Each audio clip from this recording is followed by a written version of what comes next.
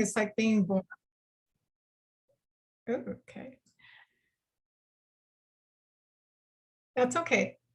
In the morning, we're born, you know, we live through our life. In the evening, we're in the evening of our life. And then we leave this world and go into darkness. And even our very breathing is a reenactment of life and death and the living process and the dying. And so I think it's really beautiful that's your, you know, that's happening and that you're paying attention to it.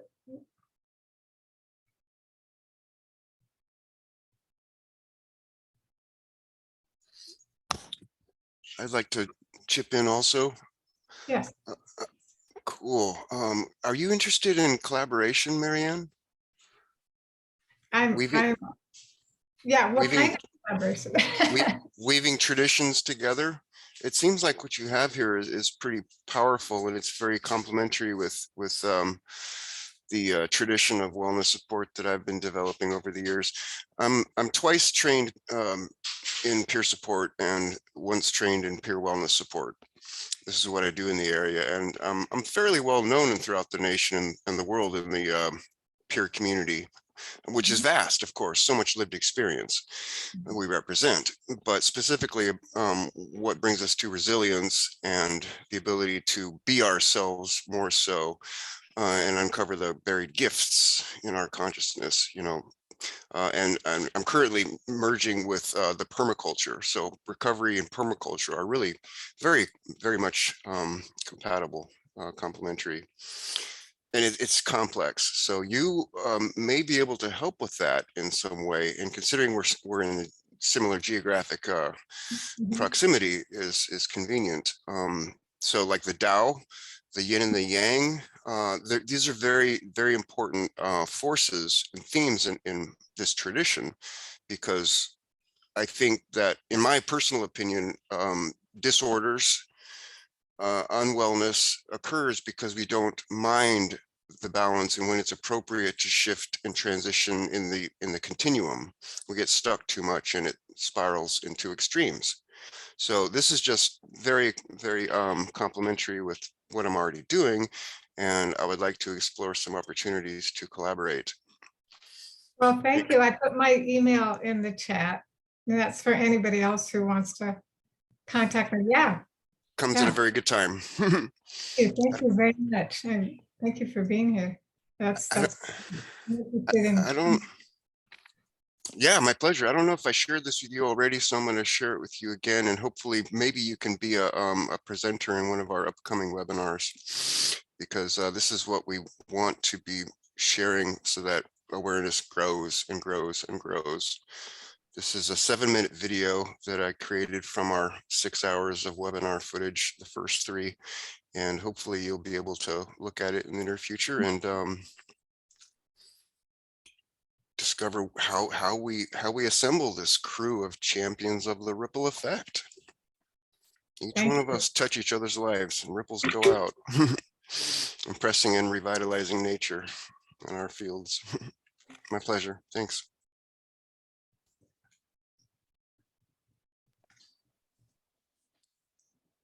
I want to respond, Marianne, to your question about the value of time and rest. And Chris, you brought it up also with looking at productivity and progress.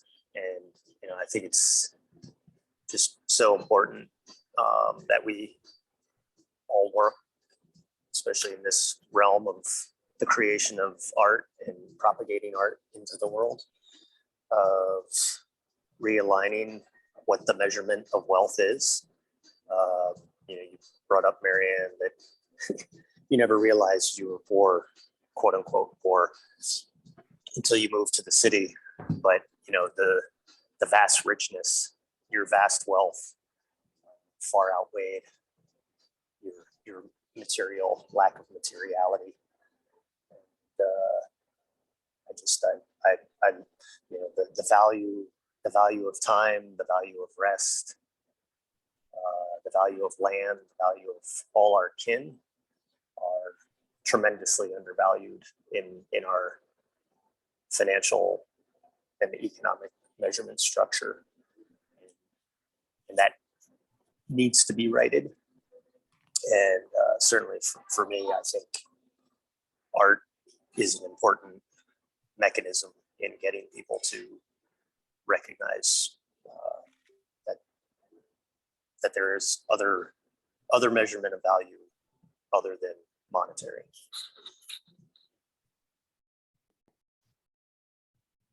Yeah. Yes, thank you, definitely. And I see Claire in the chat and how that shifting of values creates so much stress.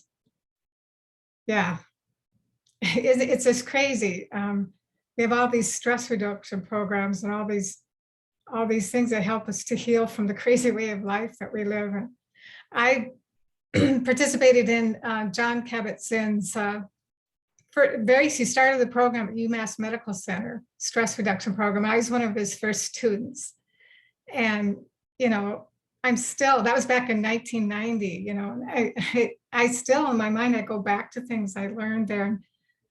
And, you know, I began very seriously meditation practice and just, wow, just to survive the insanity we've created. You know, we need this. Our souls are just desperate for this. Indeed. I just want to say a word about my special winter right now. I'm spending the winter in France, and for the first time ever in my childhood house, where I spent my summers with my grandpa and my grandma. It's a very, very small village in the south. And to answer your questions about how do I personally respond to this time of darkness, what I feel is an immense peace.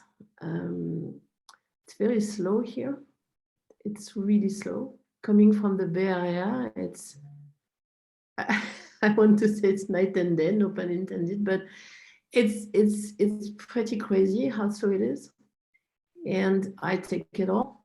It's going to the village by foot, getting the bread and going to the market, and it's once a week only, and talking to the people who are there, and seeing the neighbors who last night saw the boars, the white boars running around, and this morning we had holes everywhere, and oh, they were annoying, oh, what do you think we should do? And all the conversations are about nature, and oh, did you see this tree? Maybe it needs care. And yeah, the olive trees this year, they didn't give much, and oh, we see they are dormant. But so this is beautiful, and it makes me not want to go back.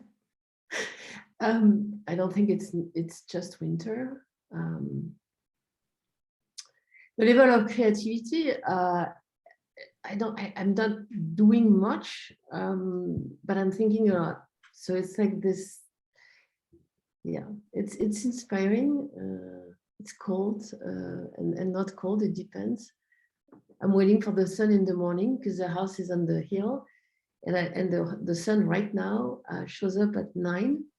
So until 9, it's pretty dark, and suddenly, bam, it's in the sun. And we have from now 9 to 2:30 now. We are basking in the sun, and then the sun goes back behind this mountain. It's pretty deep valley here. So yeah, and then we gather wood for the fire. It's almost another planet, except that it is a real one, and somehow.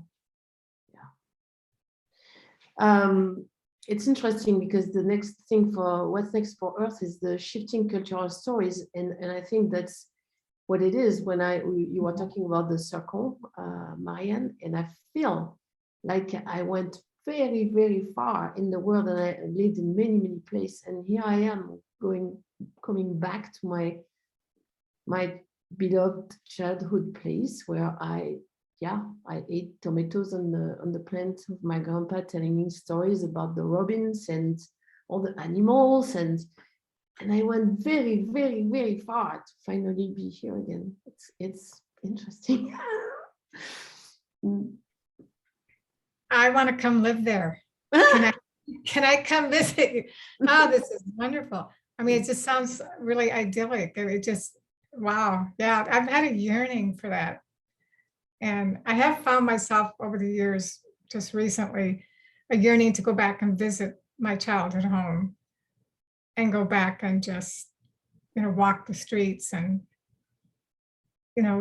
there's something that is just calling to go back to that. I don't know if actually physically, but I found that I need to write about that time in my life.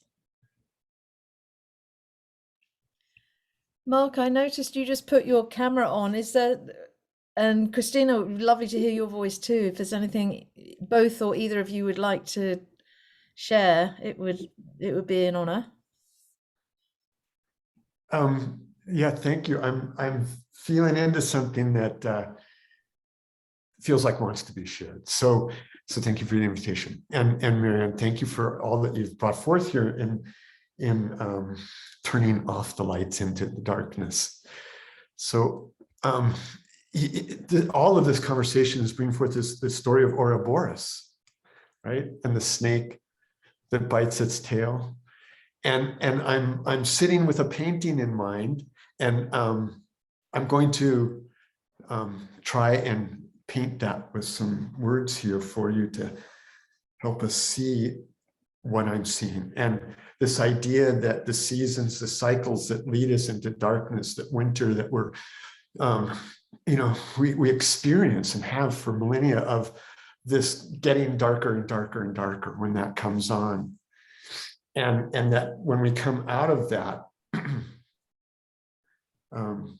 imagine the snake eating its tail, and right at that moment where the tail, it's entering the mouth, and you look closer and closer and closer, and you notice on the end of that tail is the word hope. And that we go through this cycle and realize, oh, it's getting lighter. And we get to that peak, that point, that high point of fear, the darkest place.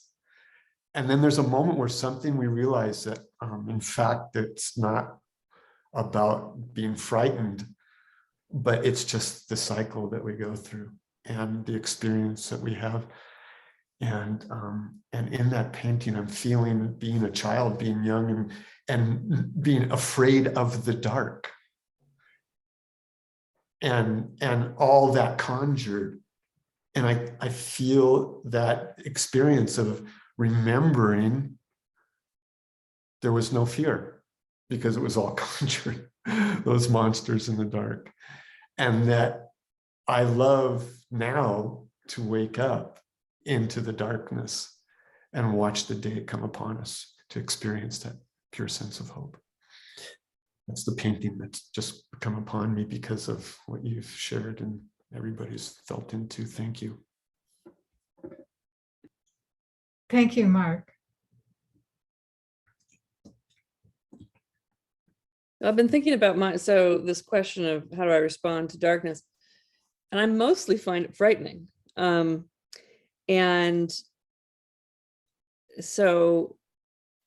I think I've turned, kind of therefore turned away from it for many years. Like, we moved to California and I'm much healthier and happier here because I'm no longer in Oregon where it's dark a lot of the time. And yes, living in this Bay Area has this sort of crazy energy around it. And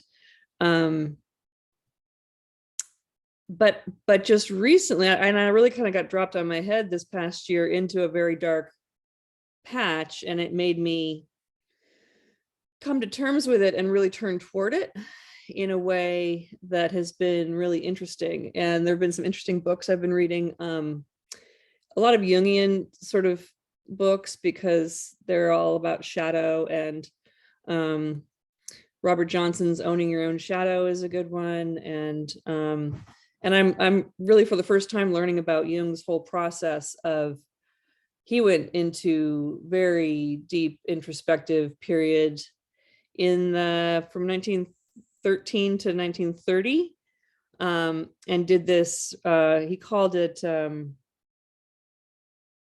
what is it, something, artistic imagination or something like that, that really just deep internal work to understand the light and the dark of himself as a way of then sort of creating his whole worldview and theory. But anyway, so now I'm turning toward the dark, and all of my art, like my work has all been about flow and ocean and blues and greens and like sort of mystical properties, I would say, for about 10 years, but now I'm actually exploring you know, different color palette for, like, it's all blacks and reds and oranges, and it's all fire and dark, and like transformative fire, which of course creates smoke or residue that's black, charcoal. I'm gathering charcoal from the local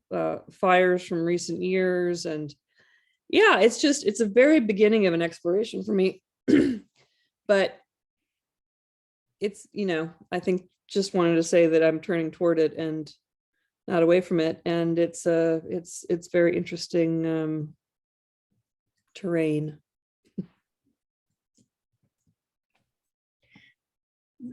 Thank you. Thank you. Yes, thank you, Christina. And I went through a great deal of union psychotherapy years ago. After I had a sister who tragically she died, and we were very close. And I went through a great deal of union psychotherapy, and I have to say, it was just profound. And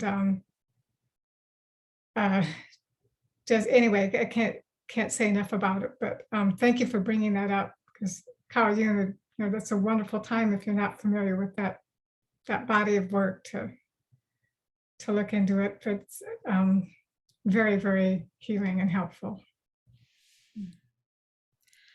Marianne, I so wish this could go on. I just feel like we've only just dipped our toes in this beautiful forest you've created for us. And it's so sensory in nature. But we're getting close to the end of this particular pocket of time together. I also want to acknowledge Brian. Hi, Brian. It's nice to see you here. Thank you. It's a little late to weave you in a real way, but I just wanted to say hello. No worries. Thank you. I just wanted to check in and understand what's going on. Great. Marianne is available, as are all of us, through our own websites, but also through the Mighty Network site. And Marianne, I just want to say thank you so very much for sharing so much of yourself in the unique ways that you show up and speak to and of the world and of the seasons. I know that's just part of who you are, but it's so rich and moving, very moving. So thank you for wanting to share yourself with us in this way through your art form. Thank you very much.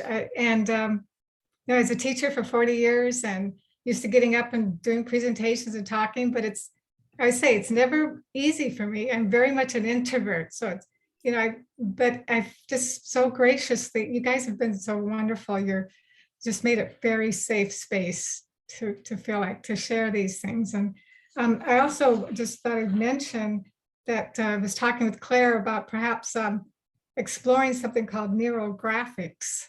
I don't know if anybody out there has heard of neurographics. I don't know if Luke, if you have through your work, but it's really, it's kind of, the term was invented in 2015, but I'm thinking it really seems like something that would work really well during this season of darkness, of a lot of inner work and working with things that we're upset about or afraid of. So that's to be, stay tuned. You know, Claire and I are going to work on perhaps creating a session on that, because it sounds kind of intriguing, but I don't know if anybody out there knows about it. Brian?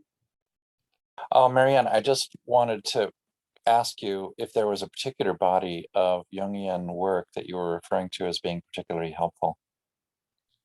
Well, for me, a lot of it was working with archetypes and and actually having, it sounds a little crazy, but your inner child, you actually have like a teddy bear, a stuffed animal, you actually talk to it and you actually work through this process of you kind of work out in therapy, you dialogue with that frightened inner child or that, the inner critic, and I did a lot of artwork around that where, you actually give form to these things, to these aspects of your psyche and dialogue with them. So that was very helpful to me.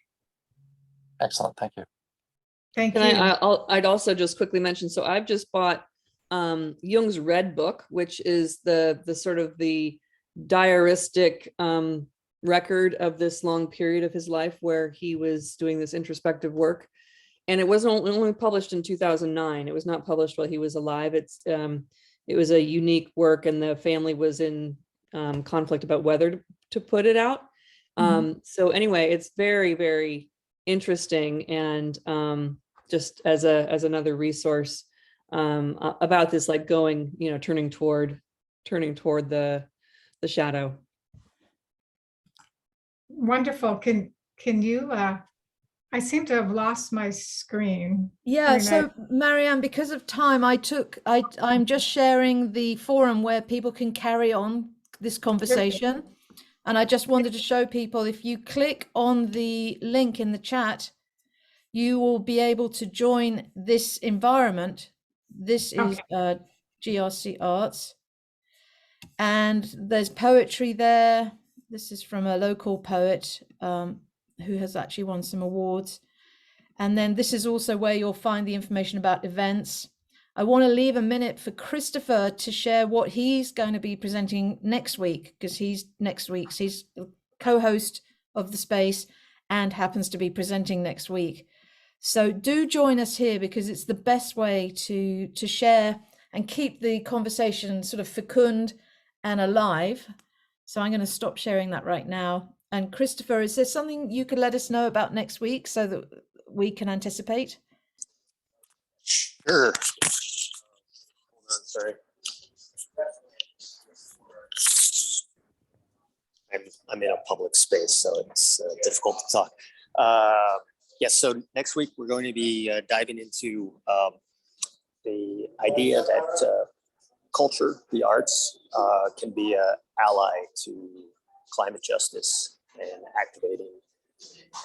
activating society to move towards real action on climate change, climate justice. So I'll have more detail on that in the Mighty Network in the days to come. And look forward to driving conversation next week. Thanks, Christopher. And the link is always the same, so just know that. And here's my email in case you ever needed to ask something. If you want to put your emails in there for each other, this is the best time to do it, because we're going to hang up in a minute for this week. But I'm so touched to see everyone here. And Marianne, thanks for bringing the beautiful moist darkness into our lives in a more cognitive, conscious, rich, delicate way. Thank you all of you for showing up today, being here. I really hope you have a wonderful day. I truly do. Go outside and play. Yeah, and I'll upload this into Mighty Networks. Sorry, Christopher. No, I was just going to treble down on thanking Marianne. It was a great session. Thank you, everybody. Yeah, and if you want to present, any of you, just let us know. Let us know through the email, through the Mighty Networks. But this is what we get to enjoy each week. Is really up to all of us to bring ideas. And on the Mighty Network, one of the topics is you choose. So any ideas you have, that you'd like to see explored, whether you want to lead it or just suggest it. You know, it's not a commitment to take on a lot of work. Please do that in the topic spot there. That way we can keep it relevant and real and alive for each of us. Okay. Thank you. Thank you. Ciao. Bye. Claire, Yes. Claire, can you hold on just a moment? Yeah. Hi, Mark. So you had asked about next week, but it looks like you have it covered with Christopher. Yeah, I asked you. Oh, you're right. Sorry, I meant the week after. I should have put the week after when I wrote to you. Does that work? Yeah, I think so. Again, I have to find out what's happening with Re&Co Radio with Yurgis if we're starting with that. And then, but I maybe